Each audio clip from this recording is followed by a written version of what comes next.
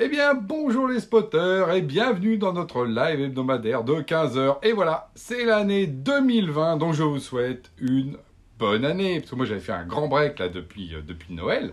J'espère que vous en avez bien profité. J'espère que vous avez justement festoyé comme il faut. Et pas que dans le numérique, bien sûr. Et on est reparti sur une belle année digitale. Et avant de démarrer, vous savez, sur tous les sujets, ce matin, en conférence de rédaction, on s'est dit qu'est-ce qu'on peut faire. En fait, on a déjà plein de sujets. On s'est dit, hop. Faisons d'abord une petite rétro, vous allez regarder dans le rétro, parce que je crois que c'est Karl Marx qui disait « Les peuples qui ne connaissent pas leur histoire sont amenés à revivre leur tragédie ». Donc si on ne veut pas vivre des tragédies dans le numérique, et vous en particulier, refaites un tout petit point dans le rétro, et pour tout de suite, évidemment, regardez devant. Alors, qu'est-ce que j'ai fait? J'ai regardé en fait j'ai un live par semaine, tous les sujets qui sont sortis, ceux qui ont été aussi les plus plébiscités, que ce soit en termes de commentaires, etc. Et qu'est-ce qui en ressort? Il en ressort d'abord un sujet majeur autour évidemment de la souveraineté numérique. Voilà, ça c'est le point numéro 1, il est vraiment très très récurrent. Alors ça commence avec un des top one, qui est le rapport Gauvin. Est-ce que vous vous rappelez, le député Gauvin qui a fait un rapport extrêmement précis pour expliquer tout simplement, factuellement, notre domination numérique. Voilà, c'est un rapport qui a finalement pas fait autant de bruit que d'autres et pourtant qui est extrêmement précis. Et il a été beaucoup apprécié, vous l'avez beaucoup repartagé, etc. Vous avez beaucoup commenté parce que je pense que c'est au cœur de nos sujets. Parce que quand on réfléchit, beaucoup de choses découlent de tout ça, la domination américaine. Donc évidemment, dedans, il y a eu, quand j'ai parlé d'OVH, par exemple, du flamboyant OVH, de BPI, qui sont des contre-exemples positifs, justement, à notre reprise en main numérique, vous aviez été aussi présent pour les plébiscités. C'est juste pour dire aussi que, justement, il y a de la lumière, et c'est pas juste le désespoir. Par exemple, quand j'ai parlé de démanteler les GAFAM, alors évidemment, tout le monde m'a dit, oui, c'est pas possible. Il y a 2 ans, 3 ans, j'avais parlé de la taxe GAFAM, sur laquelle, alors là, on m'avait taxé de gauchiste, dangereux, et qu'effectivement, attention, on allait revenir au temps de l'URSS. Je rappelle que la taxe GAFAM a été mise en place en France, qu'elle est en cours de déploiement, que d'ailleurs, du coup, je ne sais pas si vous êtes au courant, mais nos amis de Google, suite à tout ça, ont arrêté leur fameux système de double sandwich néerlandais-irlandais. Je ne sais pas si vous connaissez cette technique qui leur faisait ne pas payer d'impôts en passant par l'Irlande, le Néerlande et hop, parce qu'on n'a plus le droit de dire Hollande. Alors, on ne dit plus Hollande maintenant, c'est fini, on ne dit plus ça. Les Pays-Bas, c'est fini, c'est mal. C'est officiel. Donc, parlons maintenant de nos amis néerlandais. Et donc, qu'est-ce qui se passe? Cette taxe GAFAM qui n'était pas possible, que j'étais un grand gauchiste, ça a été mis en place en France. Là, l'Europe est en train de se mettre d'accord. Google arrête pour payer les impôts parce qu'il a bien compris que sinon il allait se faire massacrer avec les taxes.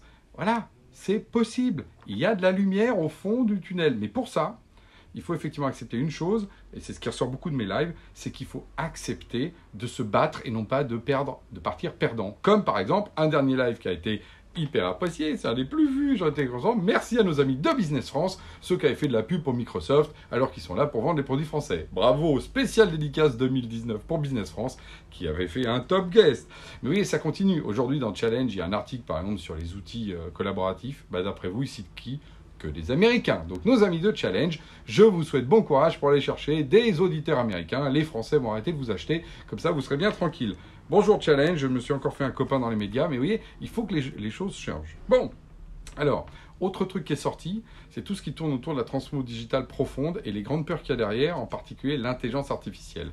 Et là, je pense que ce qui ressort, en fait, moi, des points, j'avais fait l'analyse des verbatims du grand débat, la question des impôts de Facebook avec l'automatisation, la surveillance de masse, etc.